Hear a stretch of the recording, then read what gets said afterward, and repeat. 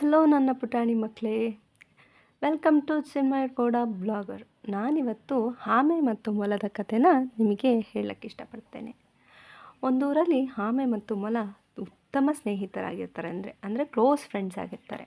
ಆದರೆ ಮೊಲಕ್ಕೆ ಆಮೆಗಿಂತ ನಾನು ಫಾಸ್ಟಾಗಿ ಓಡಬಲ್ಲೆ ಅನ್ನೋಂತಹ ಜಂಬ ಇರುತ್ತಂತೆ.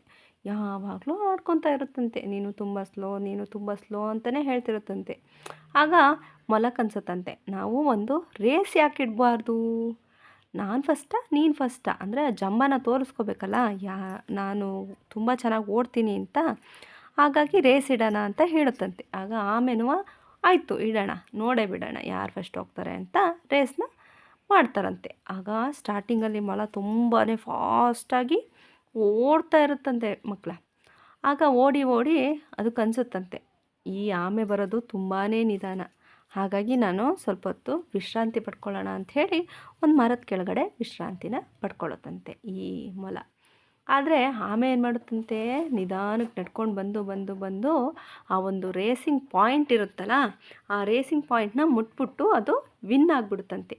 ಆಗ ಈ ಮೊಲಕ್ಕೆ ಎದ್ದು ಬಂದ್ಬಿಟ್ಟು ಬಂದು ವಿನ್ ಆಗೋಕ್ಕೆ ನೋಡುತ್ತಂತೆ, ಆದರೆ ಆಗೋದೇ ಇಲ್ವಂತೆ. ಯಾಕಂದರೆ ಆಮೆ ಆಲ್ರೆಡಿ ವಿನ್ ಆಗಿಬಿಟ್ಟಿರುತ್ತಂತೆ. ಸೊ ಹಾಗಾಗಿ ಅದಕ್ಕೇನನ್ಸುತ್ತಂತೆ, ನಾನು ತುಂಬ ದೊಡ್ಡ ತಪ್ಪು ಮಾಡಿದೆ, ನಾನು ಯಾರನ್ನು ಆಡ್ಕೋಬಾರ್ದಿತ್ತು ಅಂಥೇಳಿ ಅದು ಸುಮ್ಮನಾಗುತ್ತೆ. ಹಾಗಾಗಿ ನಾವು ಯಾರನ್ನು ಹೀಯಾಳಿಸ್ಬಾರ್ದು, ನೀನು ಸಣ್ಣ ಇದೆಯಾ, ನೀನು ದಪ್ಪ ಇದೆಯಾ ಅಂತೆಲ್ಲ ಮಾತಾಡೋಕ್ಕೆ ಹೋಗಬಾರ್ದು ಮಕ್ಕಳೇ. ಇದು ನಿಮಗೆ ಒಂದು ಪಾಠ ಆಗಿರಬೇಕು. ಓಕೆನಾ? Thank you.